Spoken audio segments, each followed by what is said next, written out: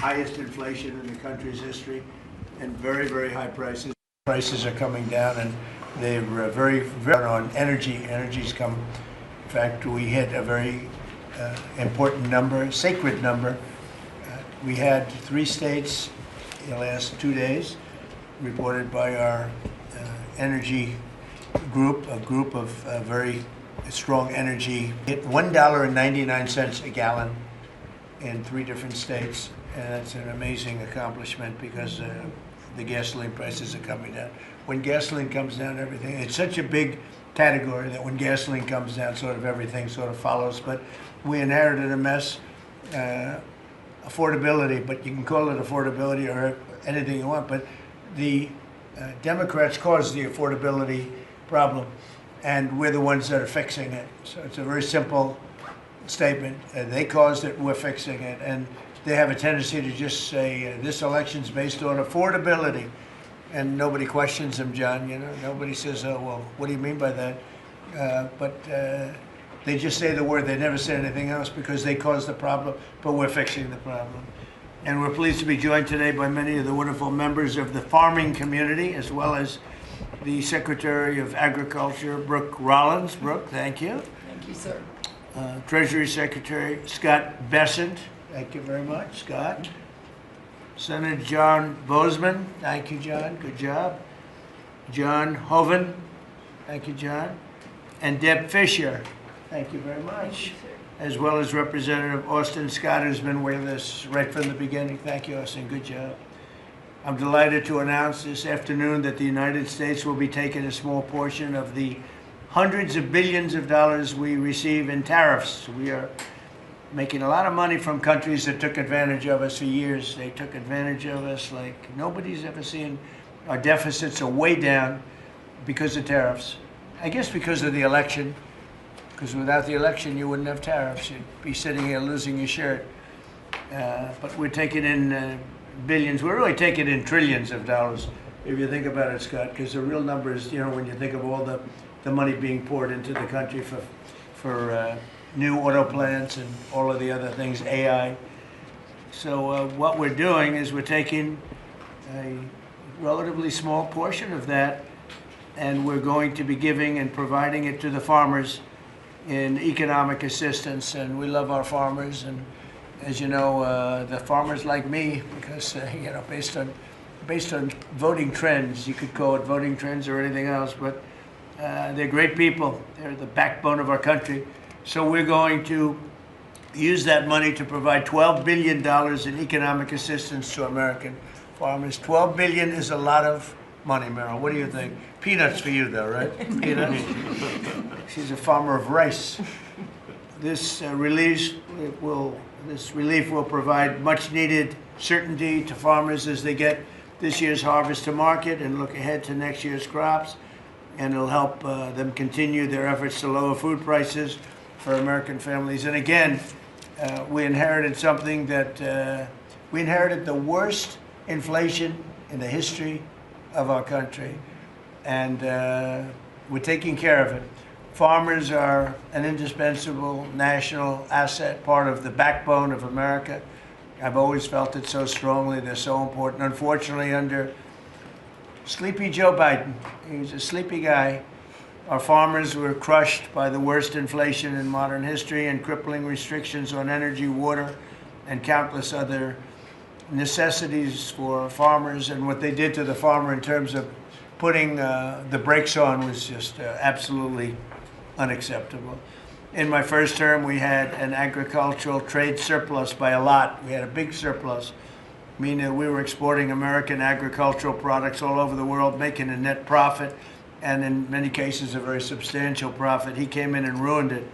Biden turned that surplus into a gaping agricultural deficit that continues to this day, but we're knocking it down. It's starting to go very good. In fact, China, as you know, is buying a tremendous amount of soybeans, and the number, I spoke with President Xi recently, very recently, and I think he's going to do even more than he promised to do. So I think the relationship is a very good one. I think he's going to do more than he promised to do, and what he promised to do is a lot. So we're very happy with that. In the last year, Biden bankruptcies rose by 55%, having to do with farms. So farm bankruptcies undo with the farmers or any of it. It's crazy. China committed, he was the worst president in the history of our country, by the way. He was the worst president in the history of our country, by the way, in case anybody has any questions. China committed to over $40 billion of soybean purchases, and that's a commitment. And I asked President Xi if he could even up it. And I think he'll do that. I mean, not a commitment.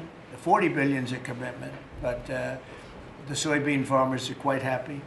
Since my successful meeting in South Korea with President Xi, purchases have been made and soybeans are being exported out of the United States to China as we speak. And I say that our soybeans, I told this to President Xi, our soybeans are more nutritious than competitors.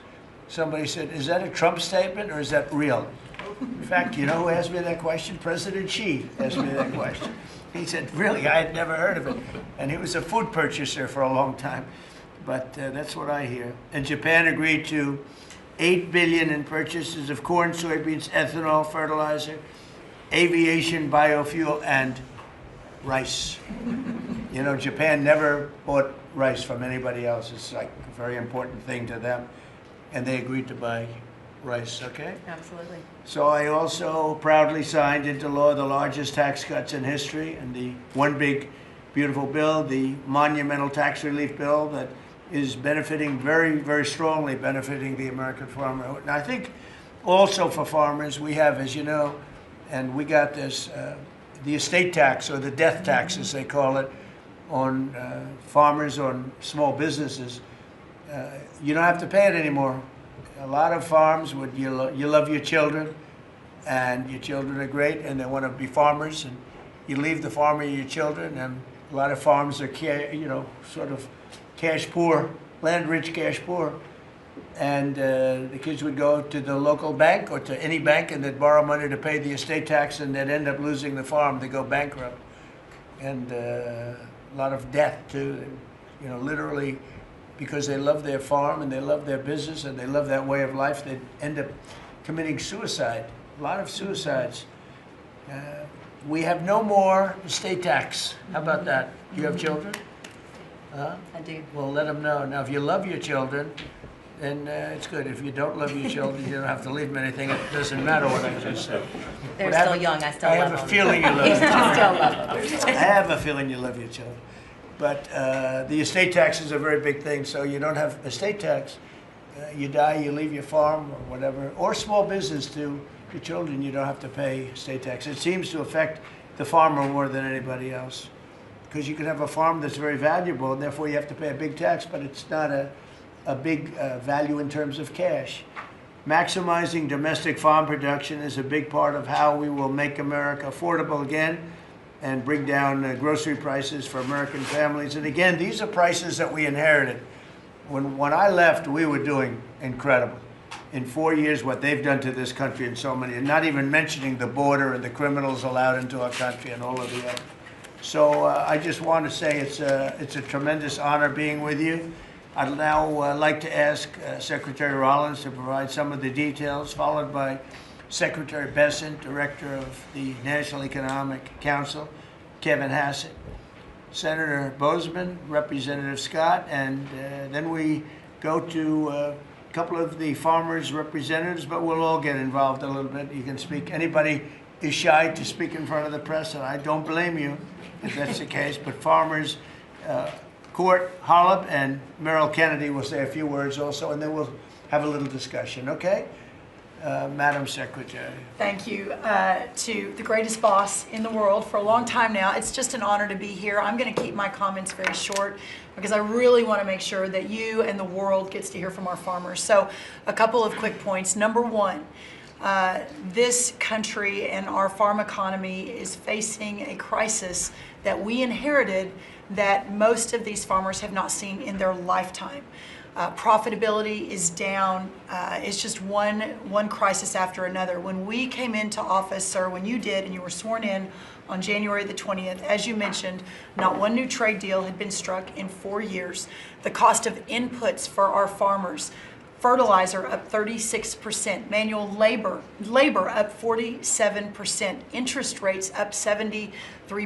When you combine the cost of inputs for our farmers, married to no new trade deals, and then you're facing an administration whose priorities were DEI, climate change, putting the farmer aside. I mean, it was an absolute war on agriculture and on our rural communities.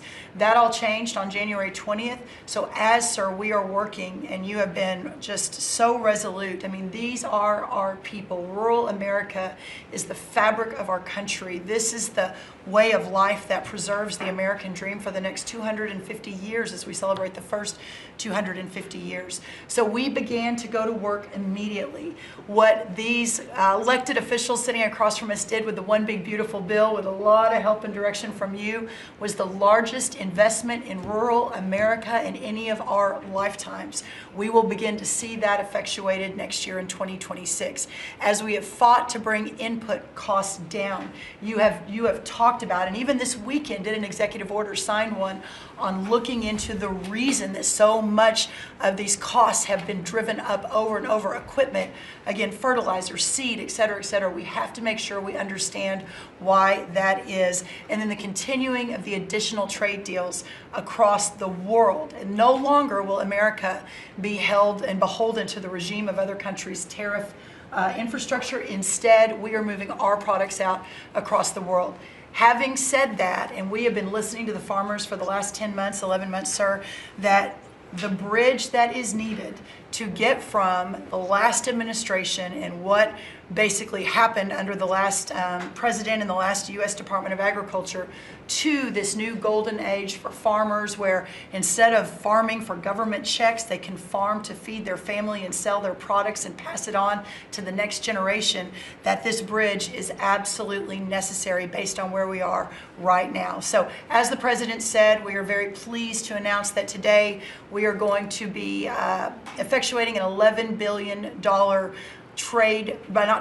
bridge payment to our farmers. The money will move by February 28th of 2026, but by the end of this month, so just in the next couple of weeks, every farmer that is able to apply for it will know exactly what that number looks like. So as you are going to your lender, as you are working to ensure and understanding what you can plant for next year, you will have that number in hand. And we will continue to talk to our farmers, continue to understand exactly what this looks like and what is necessary. The final thing I'll say is 12 billion. Well, we are holding $1 billion back. So today we are announcing $11 billion. We are holding $1 billion back just to ensure that we are covering. So today's announcement covers all of our row crops, but some specialty crops and others that we are still working with to best understand where they are in the farm economy and ensure that we're making every forward-moving position that we need to.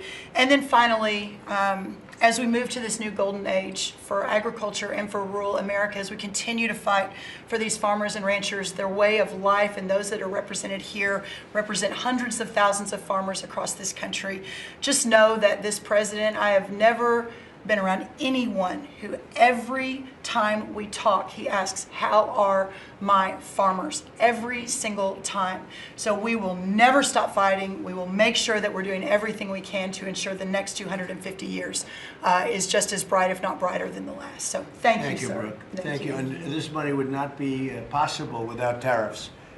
The tariffs are taking in, hundreds of billions of dollars, and we're giving some up to the farmers because they were mistreated by other countries for, I don't know, maybe right reasons, maybe wrong reasons. They weren't, they were trying to show us something, and it's really worked out really well.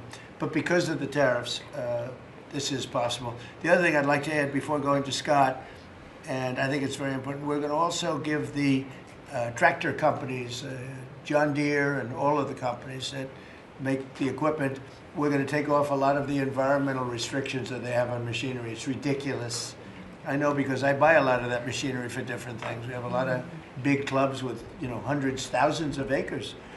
And I buy a lot of stuff, and you buy it, it's got so much equipment on it for the environmental, it doesn't do anything, except it makes the equipment much more expensive and much more complicated to work, and it's not as good as the old days.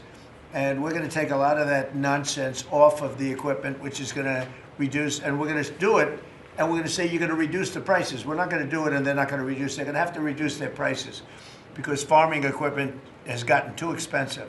And a lot of the reason is because they put these environmental excesses on the equipment, which don't do a damn thing except make it complicated, make it impractical. And you really have to be, in many cases, you need about 185 IQ to turn on a lawnmower now. So we're going to take that off, that crap off that they put on Biden mostly. And we're going to take that off. So that's going to make a big, that'll bring down the equipment prices a lot. That's right. And we're going to do that immediately. You're going to work with Lee Zeldin, who's not here, he's doing a fantastic job, and Lee is going to work that out.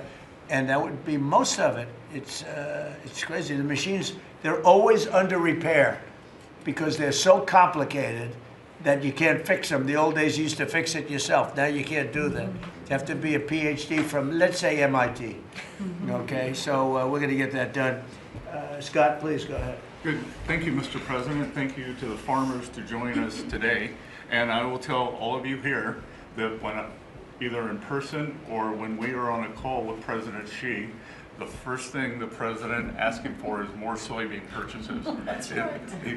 We don't talk about geopolitics. We don't talk about trade. It's about soybean purchases. We don't even say hello. We immediately start. Soybean. We start with the soybean, please. Could you do a little? It's always could you do a little more?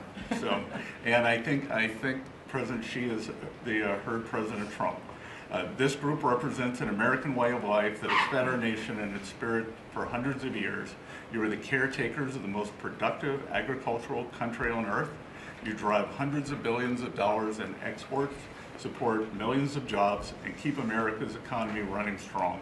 And this administration is committed to keeping it that way.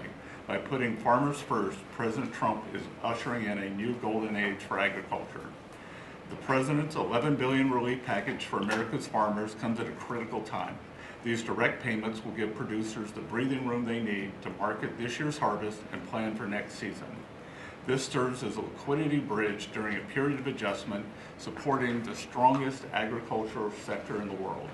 Add this to President's success in reining in Biden-era inflation, thanks to the administration's pro-growth policies, input costs like fuel and fertilizer are easing, and credit conditions are improving, interest rates are coming down, helping farmers prepare for the next harvest. President Trump scored a massive victory for America's farmers when he secured an arrangement with President Xi in Busan to reopen China's markets to U.S. agricultural exports, especially soybeans, sorghum, and other commodities. Under this framework, China committed to purchase at least 12 million metric tons of U.S. soybeans this growing season, followed by a minimum of 25 million tons annually for the next 3 years. And it's not just China. At the President's direction, Treasury, USTR, and the Department of Commerce have secured supplemental purchases of U.S. agricultural goods in major trade agreements across the world to open new markets to America's farmers.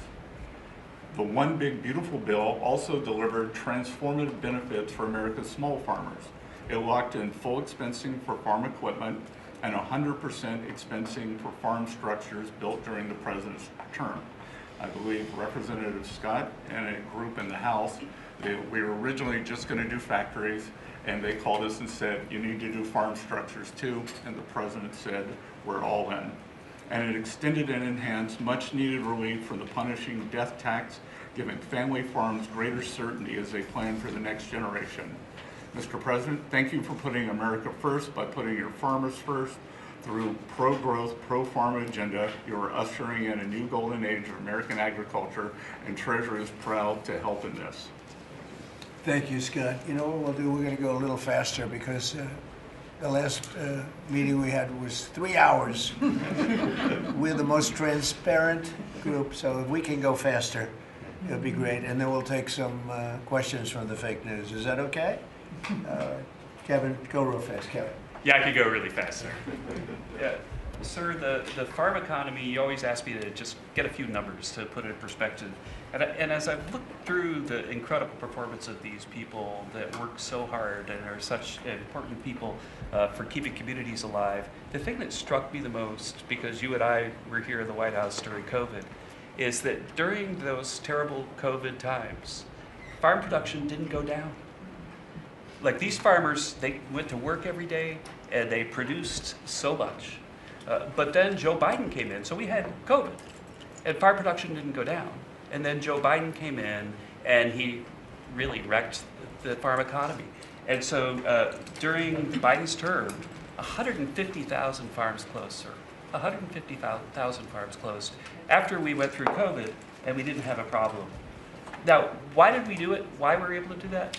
I'm going fast. The first is that, do you know that expenses for farms fell 5% while we were here because of all the things that we did, expensing and everything else? But under Joe Biden, they went up 13% because of all, the regulations, energy, everything else. But the thing that really jumped out at me the most is because you had high growth and low inflation. Interest expense for the farm economy fell $120 million per year while you were there in the White House. But under Joe Biden, it increased by $8 billion per year.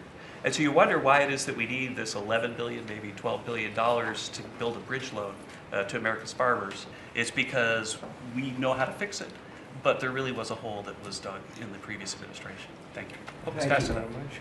Good, that was quick, that's good. Appreciate it. Senator, please. Yes, sir. No, thank you so much. Thank you for convening us this great announcement and all your hard work for farmers. I think I was reading the clips, I think yesterday you talked about, Mr. Secretary, about farmers needing certainty, and which is so true. This bridge note is one of those things that provides certainty. I also, as I was reading that, thought to myself, the one thing that farmers can be certain of is the fact that you've got their back, and you proved that through the years in the last administration and now this. I was giving a presentation to the Senate a while back, and I was talking about us having the cheapest, safest food supply of any place in the world. It's not just about the farmers in rural America. And so Marco Rubio was sitting by me prior to coming over here and becoming the great Secretary of State. But he punched me and said, "John, always remind him," he was head of the Committee on Intelligence. He punched me, he said, "Always remind them, food security is national security." So this is important for so many different reasons. And again, I appreciate you for recognizing that, not only now, but when you were campaigning in your first election, how you treated the farmers in your first administration, and now stepping up. So we look forward to helping you. If we need some additional help, looking to Congress, or whatever, we'll be there for you. So We're taking in so much money with the tariffs now that it's such a pleasure. Without it, we wouldn't be able to help you. We're making a country, we're the richest country in the world now. And, we have a big decision. Hopefully we're going to get the right decision. It's such a big thing in the Supreme Court right now. And we have a lot of bad people opposed to us, people that hate our country. Other countries are involved, some real sleazebags that I know, political sleazebags. And they're trying to take that away from us. And we have other methods, but they're not as powerful. They're not as quick. Some of the wars that I solved wouldn't have been solved using those methods. So it's a very important thing, the tariff. The decision of the Supreme Court's a very important thing. And Scott, we can do it other ways, but it's slow and it's cumbersome, and it doesn't have the power. It doesn't have the national security power that we have. So I hope we're going to be successful. That's all I can tell you. Austin, please. Thank you, John. Well, first of all, President, thank you for the selection of Brooke Rollins as Secretary of Agriculture. That was a big first step. You want to keep her? Absolutely. Can I Absolutely. butt in and second that? She's, not only her, but her staff does a tremendous job. I agree. And Remember we really eggs? do Remember we came in appreciate and all she does. Absolutely. the people in the media, I'm going to be nice, the people in the media were 3 days into office, Susie, right? They're saying egg prices are up like 90% more than that. And I said, I just got here. I didn't know about it. I just anyway. She got those prices down to below what they were before. She's doing a great job. Now beef is starting to come down, and some other things are starting to come down. Again, we inherited these problems, but we're getting them down. Go ahead, please. She's a fact-based decision maker, and the egg issue is where I learned about her. She said, we're not going to use a vaccine that doesn't work. We're going to develop a vaccine that does. Right. And that is 100% what it takes. And so we have to make decisions based on facts. And President Trump, the trade issues, I want to thank you for exposing what other countries are doing to us. Yep. The European Union deforestation regulation, where they are imposing on our landowners rules that were established for Brazil, and now they're telling the American farmer what they can and can't do on their own land through this European Union deforestation regulation. What does that tell? Explain that. They are telling the American farmer that if their timber is cut and they are going to use that land for pasture land or for production agriculture, that they will not take the timber or the byproducts from the sale of that timber. And I have talked with James a little earlier about we need to make it clear to Europe, Mr. President, If you could give me a 2-paragraph statement on that, I will give that to them, and they will do what they have to do. Yes, sir. We're always helping them, and they do this kind of stuff. And From farm country is thank you very much. You know, in the A country that can't feed it. from farm country is thank you very much. You know, in the Working Family Tax Relief Act, or as my young staffers call it, OB3, there is a tremendous amount for farmers and ranchers. You mentioned the credit as far as estate tax, which is so important. You analyzed it just right. But also in there, we enhanced ARC and PLC, which is a countercyclical safety net, thanks to the strong leadership of Senator Bozeman and our colleagues in the House. But we also included the Farmer Act, which was my bill to make crop insurance more affordable. These tools will kick in next year, Mr. President, in a big, big way for our farmers, big time. And people aren't even really looking at it yet, but it's going to be a very big deal. So today is all about bridging to get there. And I want to thank Secretary Bassett and Jamison Greer. They're tremendous, and they're negotiating hard out there for farmers and ranchers. And I know it's because you're setting the tone. But this is that bridge, and so we need to come back to Secretary Rollins. Thank you. Your leadership on this was vital. And Mr. President, you're right, they love you in farm country out there. All you have to do is drive out and see the flags and the signs all over the fields. On the hay bales, right? It's a great honor. They're great people, the best people. This is really important. Really important for our farmers and ranchers. Thank you very much. You're doing a great job too, John. Thank you. And whatever we need, we get through the Senate, we get through the House, we'll get it done. I think we'll start maybe with Court Holland, and you come from that place that I'm very happy with. I hail from the great state of Iowa. You know, I'm surrounded here by some of the greatest farmers in the area, and from across the country. Anything from rice farmers, we've got all sorts of cotton farmers, everything. Everything is here represented so well. And first off, from me, I want to say thank you for this bridge payment. It's Christmas early for farmers. And just to kind of have an icebreaker here for the story, I've got a 2-year-old little boy at home. 2-year-old little boy and a 4-month-old little girl. And the other day I was reading my little boy a story at night, putting him to bed, and he said, "Daddy, I don't want Santa Claus to come to our house for Christmas. I want President Trump." And I think, Mr. Trump, I think you brought Christmas to farmers. With this bridge payment, we'll be able to farm another year, help us get by.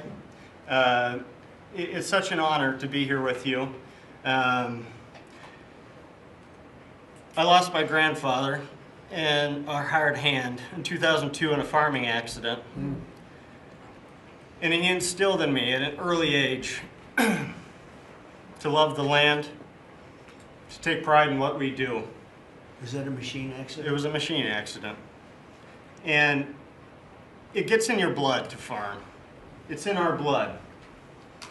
Despite what happened, I want my 2-year-old to farm. I want my 4-month-old daughter to have an opportunity.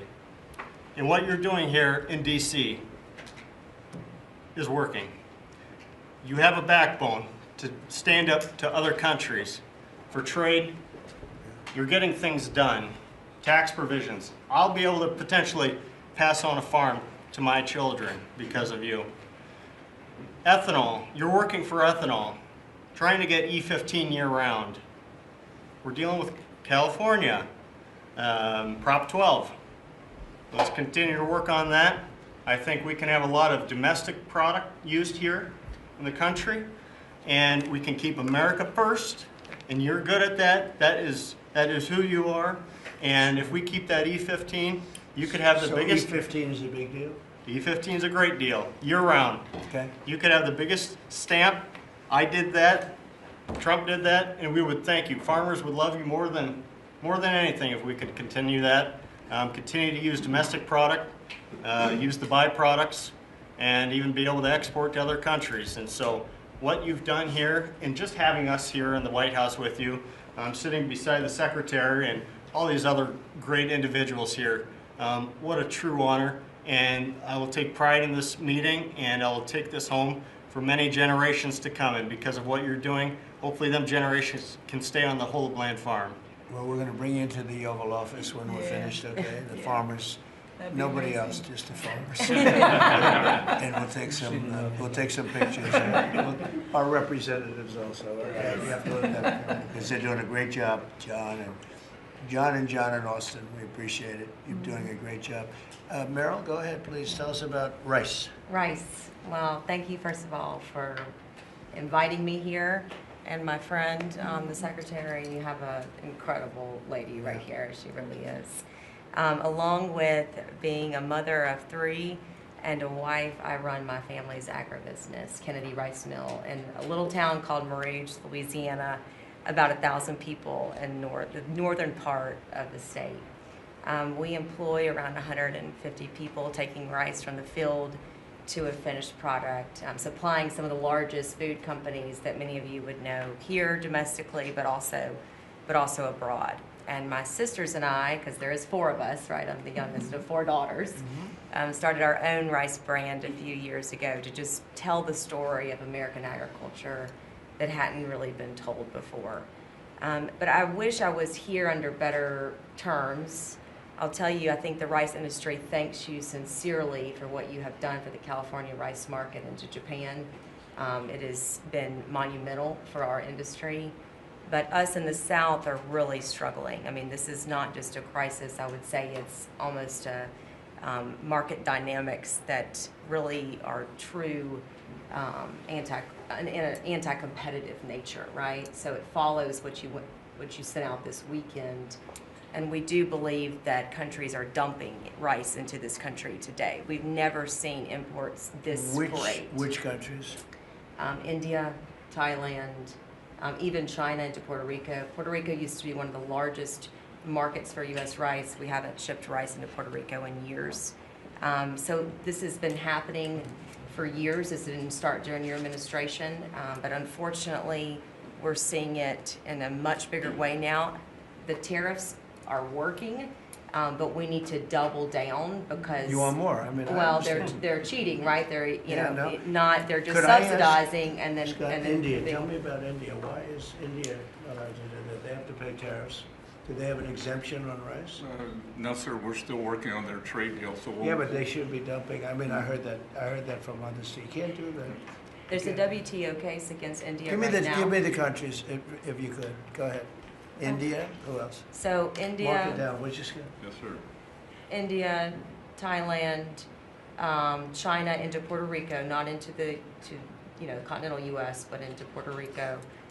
Those are the main culprits. So Puerto Rico used to do a lot of business, and now you're 100% Puerto Rico was U.S. based, all right. and So now easy to it's. settle.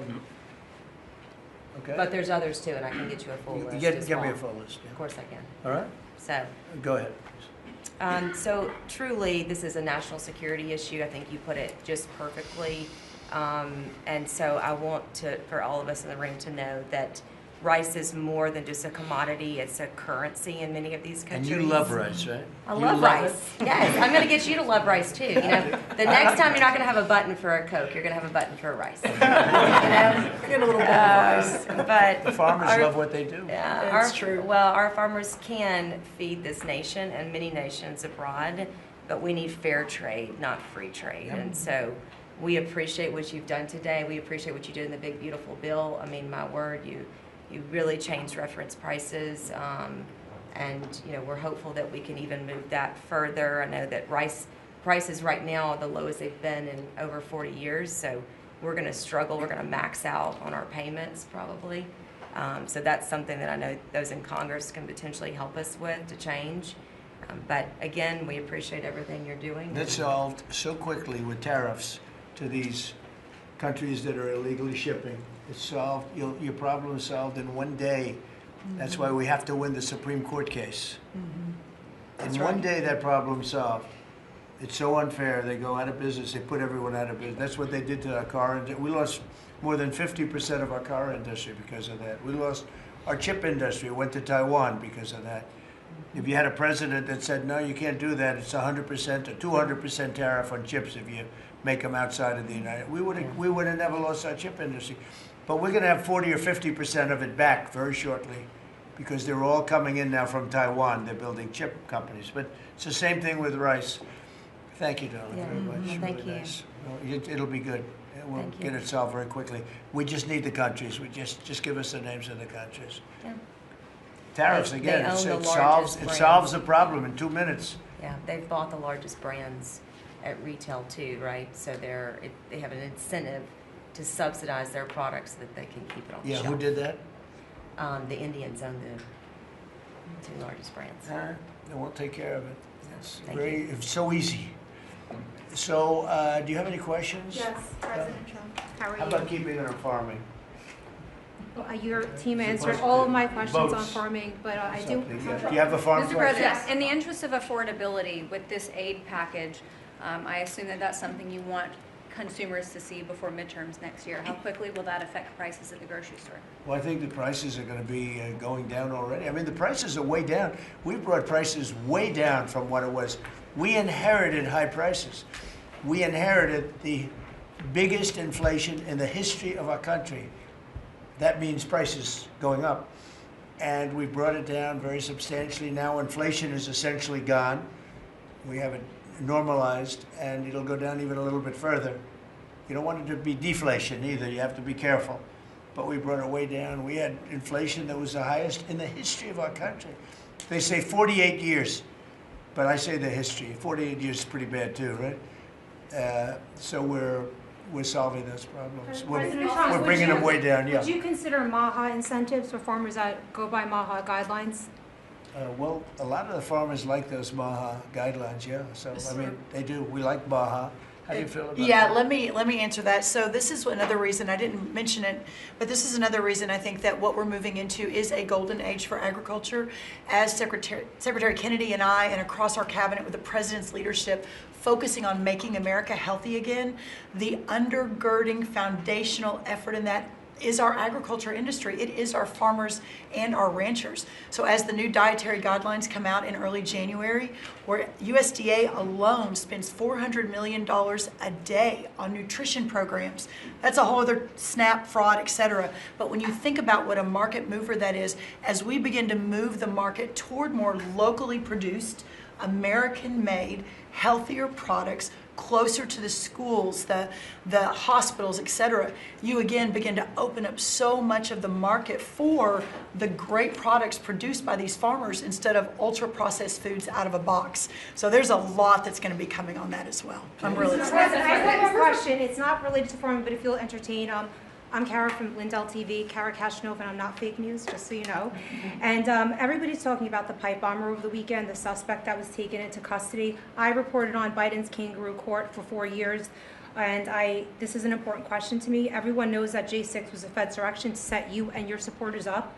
So my question is, what's your gut instinct about the new pipe bomber suspect taken into custody? Does your instinct tell you that he acted alone? And also, Mr. President, how do you feel about the lead prosecutor on the pipe bomber case? Jocelyn Ballantine is the same prosecutor that allegedly asked the J6er to lie to frame you for J6 when you did nothing wrong. What are your thoughts? Well, thank you. I really appreciate that question. It's sort of a statement, and I appreciate it very much. Jocelyn is being looked at. They all have to be looked at. What they're doing is so bad. This was a whole Democrat hoax. The whole thing was a Democrat hoax, and it's all being looked at. I appreciate that. Is this the final aid package, Mr. President, or is more expected? Is this the final aid package, farm aid package? It depends on where we go. China's buying a lot. Other countries are buying a lot. And, you know, the interesting thing about the farm, they don't want aid. They want to just have a level playing field. No, please. I've seen that more with farmers than anybody else, any other industry, right, Deb? Right. We've seen it more with farmers where I've had meetings like this, primarily in the first term, and we did a great job. We turned it around. This is going to be the golden age. But the farmers don't want aid. They want to have a level playing field, because if they have a level playing field, they'll do better than anybody else. They're better than anybody else. Our product is incredible. Our machinery is incredible, right? I mean, we do have the best machines. It's a very big statement I made, though. The environmental excess that we have put onto our tractors and all of our machinery. Do you all agree with that, by the way? Oh, yes. You don't. It's got to go. It doesn't do anything except make the machines break all the time. Yeah. And I must say, I like to buy old machinery. I said, buy old, Yes. because it's better. The new stuff is terrible. It never works.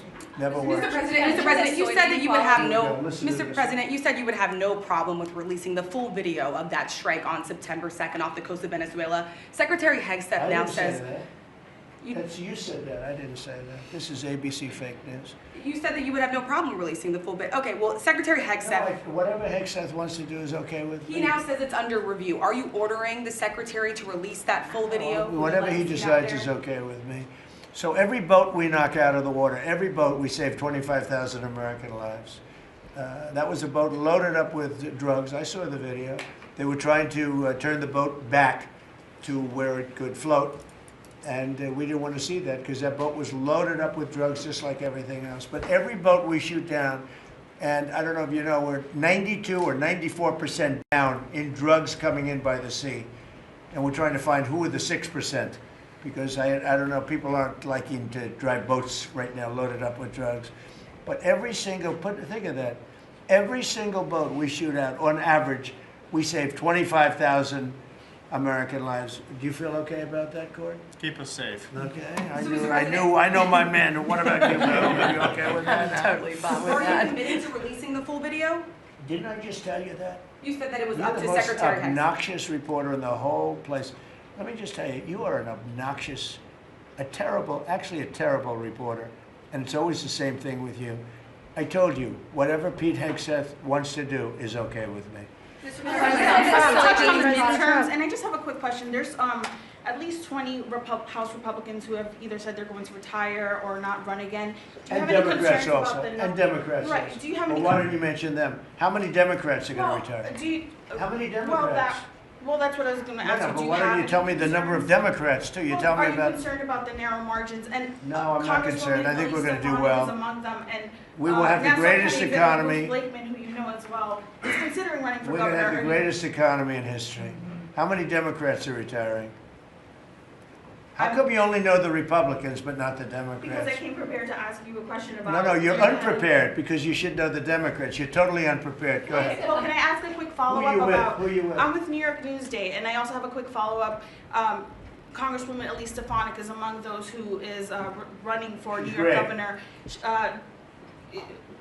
She's great. Bruce Blakeman, who you also know. He's is now also Ken- great. Are you planning on making any Well, I'll endorsements? think or about it, any but he's choices great that- and she's great. They're both great people. We have a lot of great people in the Republican Party. Go ahead. Can I get back to farming? Yeah. So you talked about the profitability issue, the machinery playing a role in that, and Right. fertilizer plays another role in that. A Right. lot of that, the way I understand it, it comes in from Canada, different countries like that. What are we doing to bolster domestic fertilizer production to help make that more affordable? And then I think that will transition Well, one down of the pipe. things, a lot of it does come in from Canada. does. And so we'll end up putting very severe tariffs on that if we have to, because that's the way you want to bolster here, and we can do it here.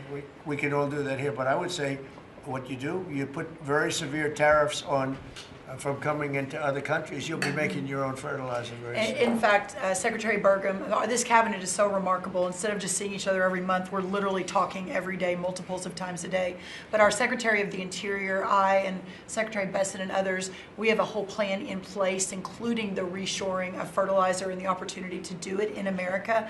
Having said that, we've also, per the President's guidance, issued a directive. These fertilizer companies, the seed companies, the equipment companies, all of the above, as our farmers have struggled year over year, the meat packing companies continue to make, a lot of money, hand over fist, a lot of foreign-owned companies. So that's why the President has been very unequivocal in saying we got to figure out why all these input costs are skyrocketing and all of our farmers are struggling, which we're going to do. So That is a great question and when very they take important. like fertilizer out of the country, all of a sudden we don't do it anymore. Then they start charging and sending the very high prices from other countries, whether it's Canada or somebody else. We're not going to let that happen. Okay? Mr. President, on the quality of foreign produce, you spoke about soybeans and how the quality here in the United States obviously is a lot better. That's what I've heard. Yeah, is the default of this administration, because that's an issue I understand with root vegetables, citrus as well, is the default of this administration that even if it's a little bit more expensive homegrown, you will choose homegrown over cheaper produce abroad? I like homegrown. Some things we can't grow because we don't have the heat. There are some things, little delicacies, or maybe not such delicacies, but they grow better in warmer climates, very warm climates actually. But for the most part, I like homegrown. Mr. President, thank you. One on this announcement and then one on foreign policy, if I may.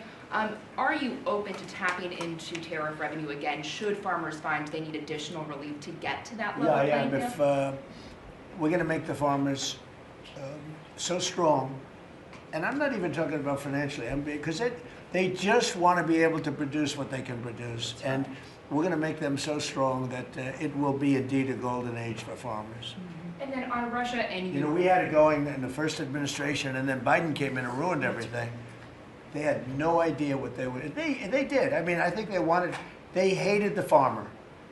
I love the farmer. That's why I got 94% of the vote from the farmers. But they hated the farmers. I love the farmers. Go ahead. And then on Russia and Ukraine, obviously your administration has been having talks with each side. Given that there is no peace deal at this point, will your administration stay engaged in those talks to effort a peace deal? We just want to see people stop from being killed. We don't, as you know, Joe Biden gave them $350 billion. And I gave them nothing. I did give them javelins at the beginning and knocked out a hell of a lot of attacks. But and Obama gave sheets. Remember, Obama gave sheets and I gave javelins. But no, we have a great situation going over there, except for one problem. You got a lot of people dying, and I want to see that stop. So you have mostly Ukrainian soldiers and Russian soldiers. Last month, 27,000 soldiers died, mostly soldiers. A few people from the dropping of a missile in the middle of Kiev or wherever, which is a terrible thing. But mostly soldiers. 27,000 soldiers died last month. That's what I want to see stop. We, as you know, we now sell equipment to NATO at full price, and NATO takes that equipment and probably gives it to Ukraine. I guess they could give it to others too, but for the most part, give it to Ukraine. And they're working with Ukraine in terms of distribution of equipment, missiles, etc. But we aren't spending money. What we are doing is spending time on a humane basis. We want to see if we can stop the killing of 27. It would have never happened. This war would have never happened if the election weren't rigged. If I were president, this war would have never happened. President, your question. you talked a lot about the soybean purchases. You talked a lot, obviously, about China's soybean purchases. Some lawmakers from North and South Carolina have raised concern that U.S. tobacco farmers were told that China would not purchase flu-cured tobacco this year. Has that come up in your conversations at all? I haven't heard that, but we're doing well. The tobacco people, because of the deals I made, They're doing very well. But that could be, if it's the case, I can get it solved very quickly. Do you President Trump, let us know how you settled on this 12 billion or 11 billion plus one more billion dollar figure? We looked at how they were hurt, to what extent they were hurt. We did a very, steady progression of charts, and we figured out a very exact number, and it was about $12 billion. Okay? President Trump, if you had one Christmas wish for America besides making American farmers great again, what would it be? I would say very simply, I go by a statement when people ask that question. Remember that question was asked to Ted Kennedy, and they said, "Well, what are you going to do to make America great?" And he couldn't answer the question. I have a very simple: we're going to make America greater than ever before, and we're going to do it through a series of tariffs, intelligent taxes, and incentives. And our country has never been stronger. We've never had anything like coming in. We have $18 trillion coming into our country right now. There's never been anything like it. And if you ask me that, I'll say I just want to keep doing what I'm doing because there's never been anything like it's happened. Do you support The biggest number ever in history was $2 trillion, and we're at $18 trillion. This is money pouring into our country on building car plants, on building AI plants. We just want to keep doing exactly what we're doing because nothing like this has ever happened in the history of the world, not just our country. There's never been, Scott, would you say that's right? There's never been anything like the investments coming into America. So this is a record year. Record year. Do you support the Paramount deal, sir? On healthcare, Mr. President, 22 million Americans are expected to see their healthcare insurance premiums start to rise by the beginning of next year. You're talking about because Obamacare is so bad? Yes, well, sir, because the Obamacare subsidies are expiring. Are you going to do That's any? because Obamacare is so bad. What is the Republican plan? Are you going to let that happen on your watch? What I'm going to do is, if the Democrats go along with it, which they don't want to because they want to make the insurance companies very rich, okay? I want the money to be paid to the people to go out and buy their own health care instead of paying to the insurance companies, their stock has gone up 1,700% in a short period of time. Did you know that? 1,700. You wish your corn went up, right? But the insurance companies' stock has gone up by 1,700%, 1,800%. They're taking in trillions of dollars. I don't want to pay the insurance companies anything. And I know a lot of them, but they're owned by the Democrats. And the Democrats have, Obamacare is a setup to make insurance companies rich. And I want to pay the people, and I want the people to go out and buy their own health care. And that's what we want to do, and that's what the Republicans want to do, because Obamacare is a disaster. And I said it 5 years ago, 4 years ago, 3 years ago. It was always a disaster. It's bad health care that's too expensive for people. And now your premiums, and you said it better than I said it. You said the Obamacare premiums are going to go up. They're going way up. And what I want to do is have the money. And you know who's getting that money? A lot of it is the insurance companies. I want the people to get the money and go out and buy their own health care. And everybody wants that, right? Okay. When Mr. President's putting that bill on the floor, sir. Do you have any reaction on the fine that was imposed to X by the European For Union? what? To X, to the platform X, the fine Wow, that the that European was Union pretty imposed. amazing. You're talking about, is that European Union or is it, who did that? European Union or UK? Yeah, the European Commission. Whoa, that's a nasty one. Do I you don't consider it an attack? Elon has to not US? called me to ask for help on that one. But no, that's a tough thing. I don't think it's right. No, I don't think it's right. I don't see, how they can do that. No. I'll speak about it later. I'm going to get a full report on it. Look, Europe has to be very careful. They're doing a lot of things. We want to keep Europe Europe. Europe is going in some bad directions. It's very bad for the people. We don't want Europe to change so much. They're going in some very bad directions. That was a big thing. You directed a review of the childhood vaccine schedule, possibly to match what is on par with peer nations in Europe. Would you support ending federal mandates and just making those recommendations for schools? You're going to have to say it again. As far as the vaccine Louder. As far as the vaccine schedule for children, would you support ending the federal mandates and making it optional for schools? Well, we're looking at a lot of things having to do with vaccines and with the different.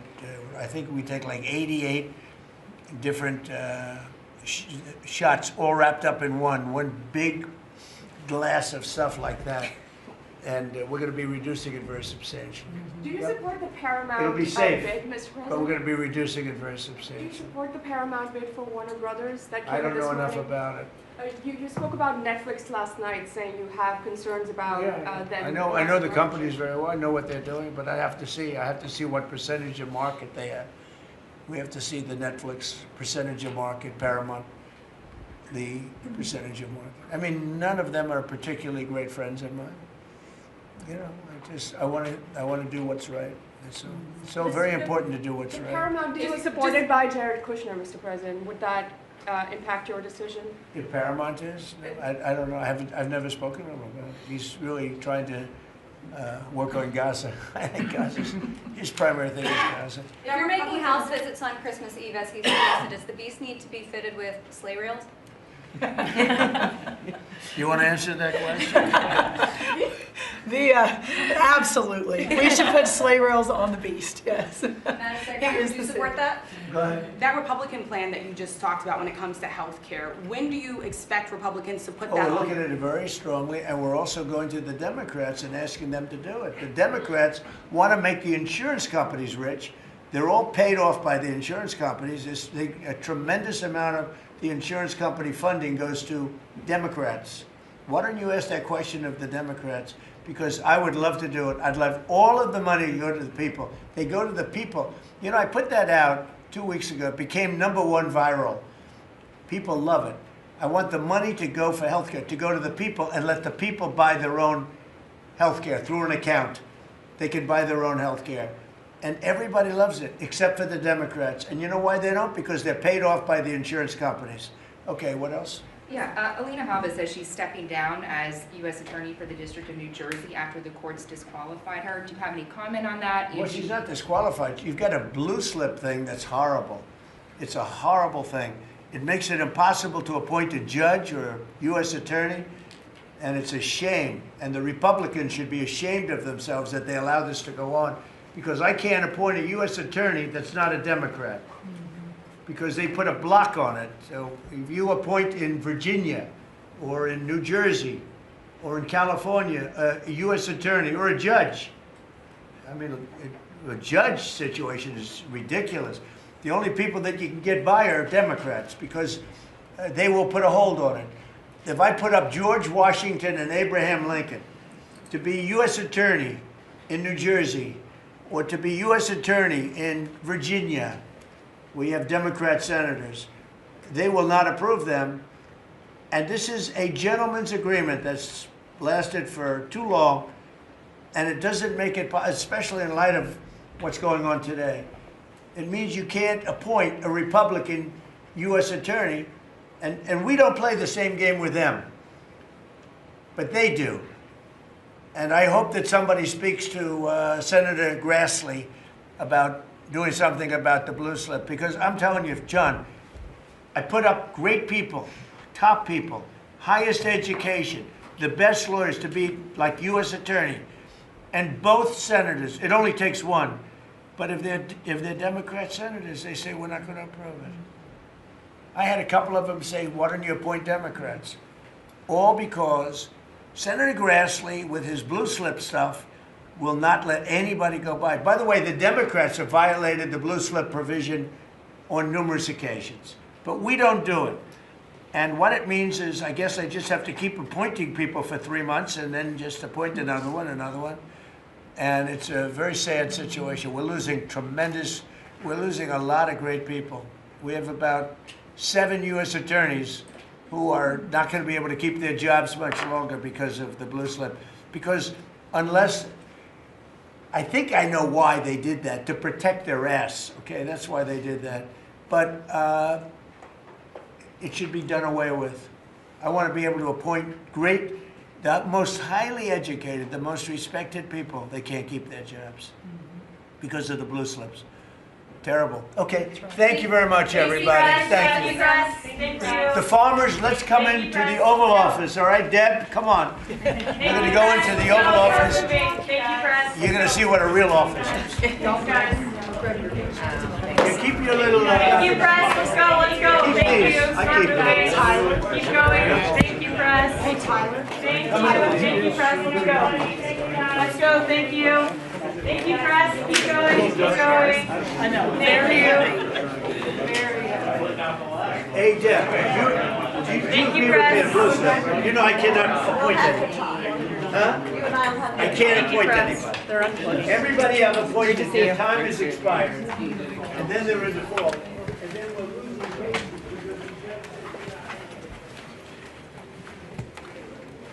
Karen? Hello, Karen?